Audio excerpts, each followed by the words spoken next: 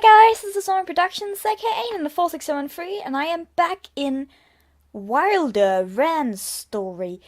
Now, it has been ages since I did a playthrough, and I needed a NaNoRenO break, so here I am. Also, this is a bit for you guys who are tired of seeing my face, because I honestly understand. If you need to look at something on this channel that isn't my face, here you go. I just scrolled through itch.io and looked through games, and I stumbled upon this title. It is the first part of the Wilder series, I guess, and this is Rand's story. And I don't know anything about this. It looked pretty good, and I miss the good old Otome days, so I thought let's get some romance back up in here. And that's it. There's no music right now, so I don't know if that'll come or what. I have been checking around. It said on the page that it would be a little bit mature sometimes, I think, but I don't think it's gonna. I think we've been through worse, guys, so I think we're gonna be okay. Anyway, let's go. I have no idea what this is. Alright, let's see. Wilder contains instances of violence, strong language, scenes of sexual nature, and some discussion of physical and sexual abuse. Player discretion is advised. Okay. Oh boy. Now this is... Should I go the safe? Probably gonna go with the safe YouTube-friendly rating. Any scenes of sexual nature will be non-explicit. Thank you. Oh god, now the music is here. Alright, let's do this. I have no idea what this is. Shut up, Photoshop. Alright. Sia, the Pearl of the Sands. A walled human city standing tall and glorious at the center of a harsh and barren desert. That looks really pretty. That's just the first thing. Sorry, I need some tea. That looks very nice. I don't know. I don't even know who made this game, honestly. I'm so out of the loop. I just found this. If it's good, I'll check out later how it is. I also hope the sound design is working fine. I tried my best to make it work, but as always, I'm not the best at a whole sound design thing. Alright. Currently enjoying a golden age of prosperity, Sia thrives on trade of spices and cloth and beautiful gems, and slaves. A djinn is a beast of fathomless violence, with the claws of a predator and the eyes of a demon. In the hills west of the desert, they live like animals, fighting over scraps of food. The lucky ones are plucked from this sad existence and given purpose. They are brought to Sia and trained to attend to their human masters as dutiful servants. Oh, so it's that kind of game. I like the text box. It looks like there's been put at least some amount of effort into this. So it was $5, so it wasn't too expensive. Through this new way of life, they are given true happiness. At least, that's what I've always been told. Oh god, we gotta name the main character. Oh god, no! There's actually a name I've been naming my characters these days. I think I'm gonna be calling her that. Jiraiya. I don't know, I just came up with it, like... I don't know where it's from. I don't think it's from anywhere. I just came up with it and I thought, yeah, seems good. Jiraiya. My name is Jiraiya. Sia is the only home I have ever known. Saya. How am I gonna pronounce it? Saya or Sia? Then make up your mind. Though I was orphaned at a young age, my aunt and uncle took me in and made sure that I never wanted for anything. Eeyyy. They raised me in the lap of luxury.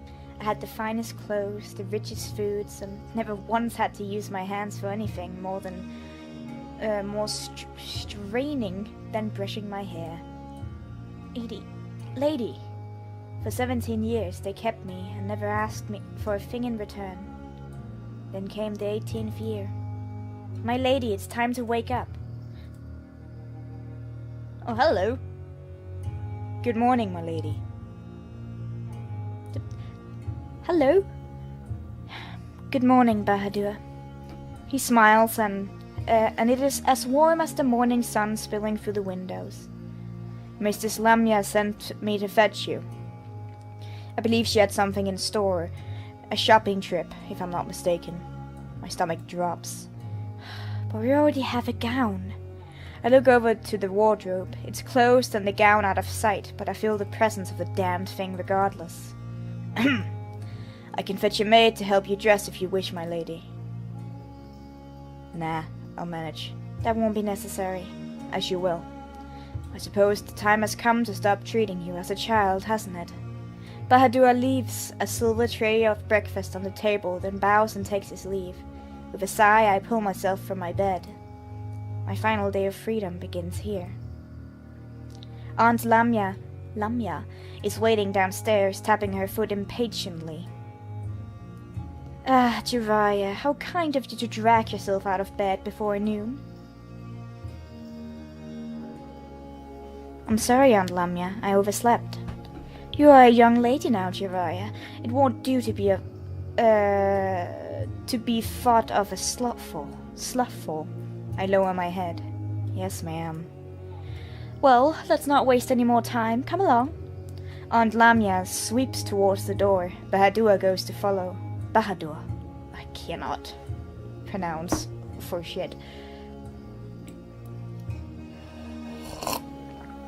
Tea sip.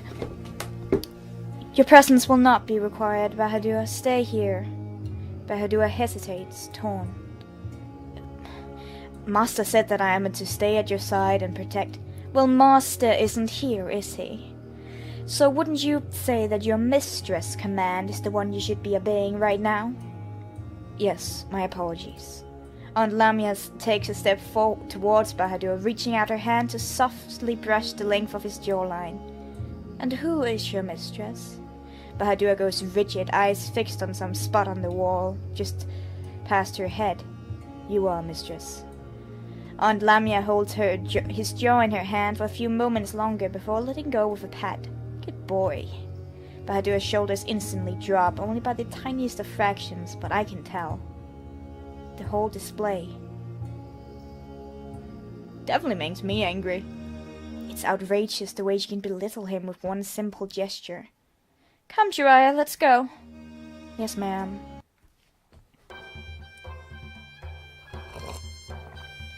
In silence, we walk to the winding streets of Sia.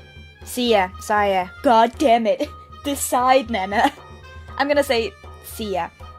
Until we reach the bustling Market Road. Wealthy shoppers wander from stall to stall, their Jin, oh my god, all of these words to pronounce is gonna be hell. The Jin servants following a few steps behind, most already heavily laden with purchases.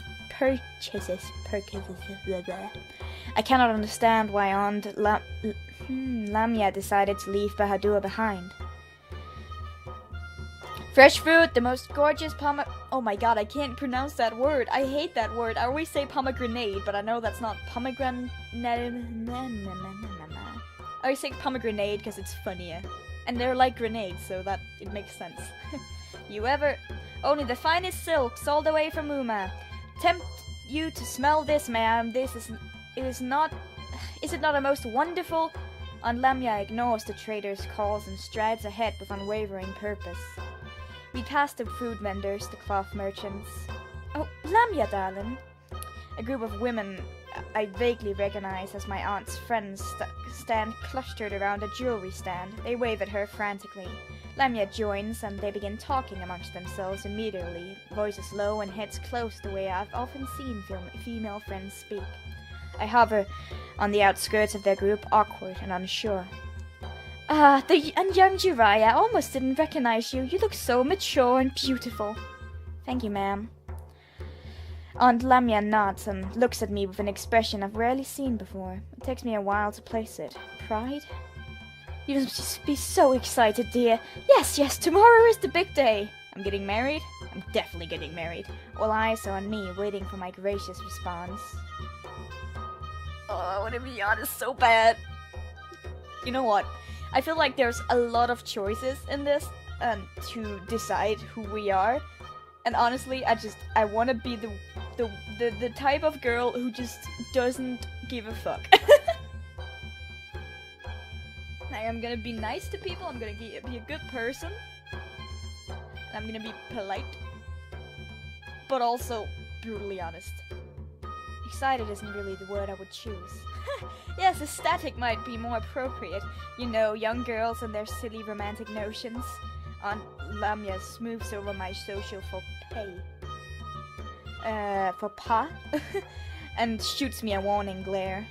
Ah, yes, a great honor, undoubtedly. A true honor. Such an honor, of course, although the women's sycophantic smiles drop just a bit as they exchange knowing glances. The rumors. Oh, yes, the rumors. Such disturbing rumors. My body goes cold. Even I have heard of the rumors. I realize that my hand is starting to clench at my robes, and I immediately make it stop. Aunt Lamia makes some well-practiced excuses and relieve the gaggle of gossips behind us. Do not pay heed to those foolish old goats. Know that any of them would cut off their right hand to be in your position. Yes, ma'am. Good girl. Now come along, or you shan't get your present. With that we move on, further and further down the market road until we reach... A frantic crowd stands in a circle, throwing up their arms and calling out increasing sums of money. Ah, we're going to the slave auction. And we're gonna get a slave, probably. This is one of those slave stories. God. Let's see where this goes. Aunt Lamia deftly pushes her way to the front of the crowd, and I follow. An auctioneer stands before everyone, taking every bit thrown his way. And beside him, the auction item itself, standing obediently, eyes fixed down. A djinn. I have 6. Who will give me 7? 7 silver pieces. Who might give me 8? As the price is driven higher, the djinn on display shows no emotion or opinion on the proceedings. She simply stares at her hands, unmoving. Come now, she'll make a fine maid, and any attendant or bed warmer, eh, gentlemen? The auctioneer winks, and some male chuckles rise from the crowd.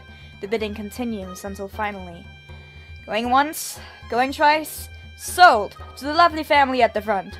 A husband and wife step forward to pay and then lead away the djinn by the chain attached to her collar. Their young daughter skips delightedly alongside, slipping her hand into the djinn's as they walk. The djinn lets her. Aunt Lamia's keen eye scans the slave standing in the background, still to be auctioned. Is this to be my present, my own slave? I feel sick. I don't want to be here. I don't want any of this. What a wonderful crowd of customers. It's nice. It's really cool that we get choices. Like, that's always... We get their choice to decide what we think of it. So we can't be the...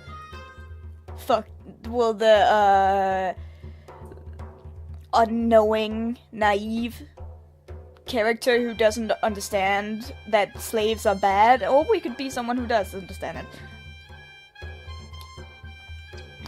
What a wonderful crowd of customers I've got here today, and I have to say, ladies and gentlemen, they may be descending into madness in Uma, doing away with the slave trade, dressing up their djinn like people. But at least Sia remains a bastion of civilization. A self-congratulatory cheer rises from the crowd, and the auctioneer bows to us. And now, ladies and gentlemen, for a very special item. He gestures, and 2 assistants bring out the next djinn. This one struggles all the way and is finally forced to his knees. Center stage. A gasp, and it is echoed by the other spectators. He is a shocking white, as if all colors have been bled from him. Scars run over every inch of his body. A stump remains on his forehead where once a horn would have been.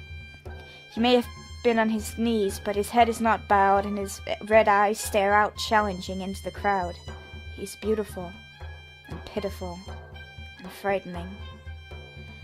This particular rare specimen was not bred in this city, but sourced from outside. Do you like him, Jiraiya? Aunt Lamia must have noticed that I was staring. As you may be able to tell, he has not been an easy one to tame. However, let me ask you, ladies and gentlemen, when was the last time you saw a genuine albino Jin? Gonna check the... Yeah, we're still going. I need to check the mic sometimes.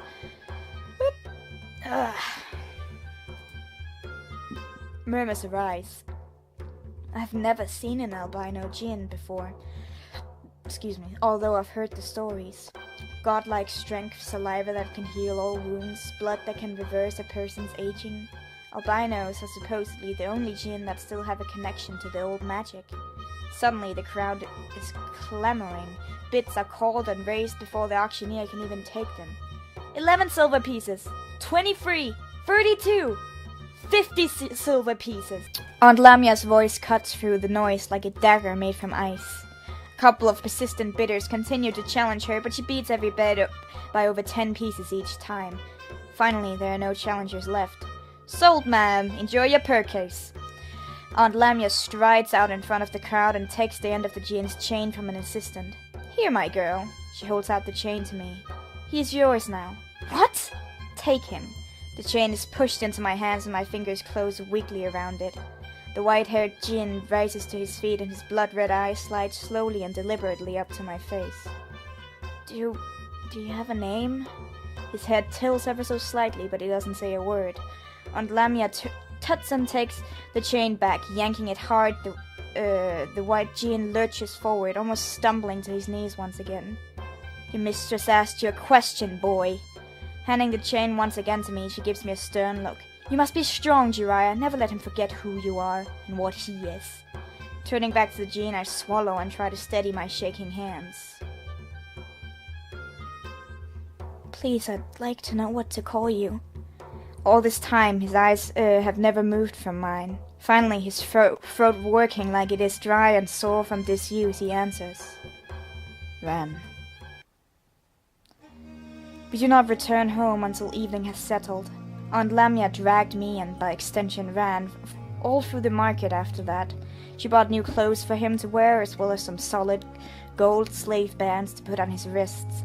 Slave bands are metal bracers that have been enchanted to calm the wild blood that runs through every Jin, curbing their incredible strength and making them calmer, obedient. All slaves must wear them by law. When we walk through the door, Bahadur is there. Welcome home.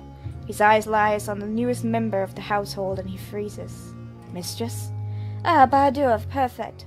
Aunt Lamia looks at me pointedly. She has never expected me to give commands before. What I feel like today has been nothing but a series of strange tests. I consider the situation. Ran might be hungry. Bahadur, can you please get Ran some food? Of course, my lady. You, this way. In contrast to the warm tone he always has for me, Bahadur speaks to Ran with nothing but cold, stern professionalism. Then he turns and starts walking away. Ran follows, unhurriedly. Going through the doorway to the dining room, they pass by a figure I'm only just noticing for the first time. Uncle, you're home! Uncle Markram watches Ran pass with a furrowed brow. Lamia, darling. Yes? Explain. Oh, dearest, how many times must we argue about this? She's not a child anymore. She needs her own attendant. And the reason you chose an attendant who happened to be male, unsightly, and clearly not probably bred, not to mention, I imagine, hideously overpriced. Dearest, it's been a long day. Must we do this now? Uncle's shoulders drops as the argument drains out of him. His warm eyes turns to me. Hello, sweetheart. I missed you. Hux! I launch myself into his arms. Oh, for goodness sake. Leave her, Lamia. She's just been missing her favorite uncle. And who can blame her? He hugs me back just as tightly. My uncle has always been the exact opposite of my aunt. His warmth melts her coldness. His smile soothes away her sneers. I have never once doubted that he loves me with all of his heart. I really hope that the audio is okay. Oh my god. I'm sorry that I've been away so much lately. It's been busy up at the palace. No surprise there, everyone is preparing for the wedding of the century after all. Oh no, must we ruin the evening with talk of this? It will be a day to remember. Have no fear, Jiraiya. Tomorrow will go off without a hitch. Uncle looks so happy, and Aunt Lamia too, I think. Am I the only one who feels this dread knotting up my insides? I don't wanna. Do I really have to marry him? Jiraiya? What are you saying? No, I just mean... I will do my duty, I promise. Uncle smiles, but it looks somehow pained and helpless. That is all any of us can do. Heavens above, you'd think the girl was being asked to do something terrible. There are often children in the city crawling through the gutters catching rats for dinner. We saved you from that fate, arranged the finest match for you, secured your future, and all we have asked in return is that you trust us to know what is best for you. Lamia. If I was feeling rebellious or spiteful, I could find out how they benefit from this match without having to give their lives away before they've even had a chance to live them. But I don't feel rebellious or spiteful anymore. I just feel tired. I'm going to bed. So early, don't you want to eat dinner together? Before the last time goes unspoken. I'm sorry, Uncle. Let her go, dearest. She'll need a good night's sleep after all. Yes, of course. Gives me another helpless smile. Good night, Jiraiya. Good night. I undress myself, turning away the maid that comes to help me. This will be my last night in this room. I lie in bed and try to commit everything to memory, to hold dear when I am. Well, for the times to come, when I may need nice memories to cling to. Despite my turmoil, sleep comes quickly. I dream. I sit in a cage. It looks remarkably like my bedroom, but for the golden bars that arch over me, a beautiful golden bird cage. My lady. Just past the bars, Bahadur speaks from his own cage. He and Ran stand together, trapped in a black cell with spiked bars and bloodied chains. In comparison, my own cage is undeniably gilded. But it is still a cage. But its splendor is a lie. I am still trapped. My lady, let me help you. You can't help me, Bahadur. I wish that he could. I wish someone could save me. I wish... Suddenly I am awake, but why? Then I noticed. Ran? The moonlight coming in through the windows makes his white skin shine like silver. What are you doing in my room? He takes a step forward and I draw the bed covers up about me. Stop! He does. When he extends his right hand, palm up, I see a folded piece of parchment. I shuffle towards him as much as my modesty allows and takes the paper. It's a note from Aunt Lamia. I had him bathed and sent to your room. Tonight you are a woman. Is she really suggesting... That's really too much. Aunt Lamia has never understood that not all women share her desire for sex with participants who are legally bound to indulge her. I thanked the gods that at least Ran couldn't have been able to read what the note said. Ran, How do you want me, mistress? What? Ran steps closer. Do you want me on the bed? Oh God, no thanks. He climbs onto the bed, still coming closer. The covers rustle, obscene in the silence of the room. Or is that too presumptuous of me? I don't! Now barely a breath away, his eyes lock with me. A spark of something goes skittering up my spine. Tonight I shall make you a woman. Not my woman, perhaps. Just okay, fine. More sparks join the first, and I find myself feeling... Nope. Stop!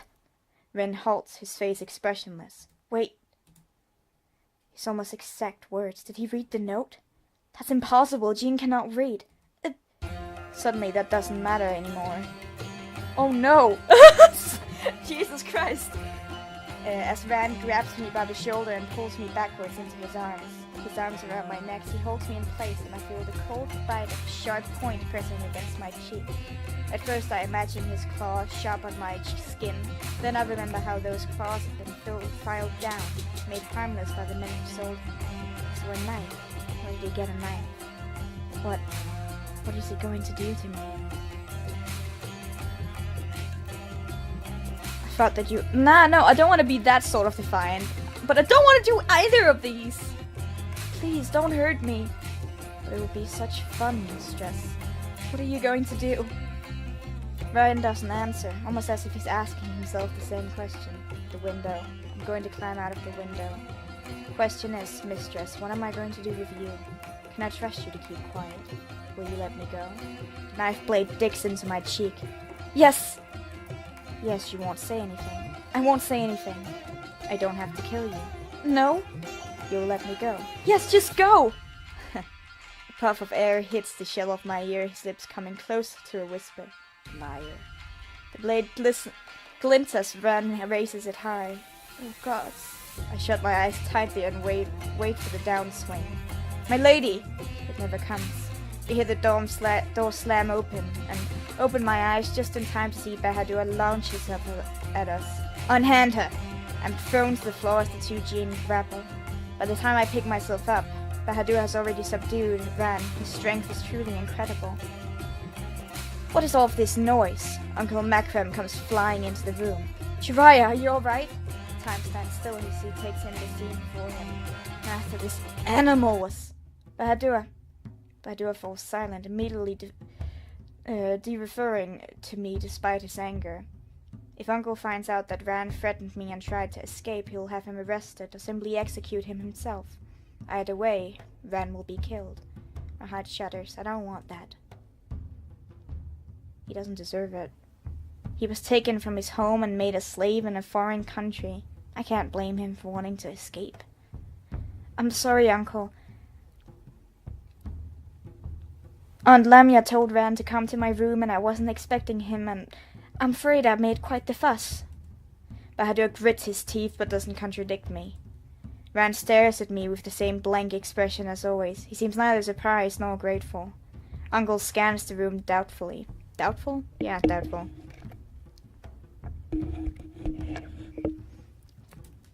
Thankfully, the knife was sent skittering beneath the bed during the struggle and lies hidden. I see, your aunt sent him. Uncle sighs, embarrassed. That woman. Ran, you will sleep in the servants' quarters tonight. Bahadur, show him the way. Yes, master. With one last tortured look in my direction, Bahadur leads Ran out of the room. I'm sorry, sweetheart. Believe it or not, she means well. You know that affection does not come easy to her. Sometimes she overcompensates. I'm not sure that Aunt Lamia has ever felt anything akin to affection, certainly not towards me. Yes, Uncle. With a gentle smile, he kisses my forehead. Good night, Uriah. I love you. I love you too. This, at least, is not a lie. Uncle Makram leaves and I am alone. Heart pounding, I climb back into bed and lie stiff beneath the covers. He tried to kill me. He wanted to kill me. I lie like that for what feels like hours. Sleep won't find me. And the dreaded morning is closer than ever. And finally, it is here. Alright, I think that's good for our first episode. I hope you guys enjoyed. And this looks pretty interesting. I will see you guys in the next episode. Goodbye!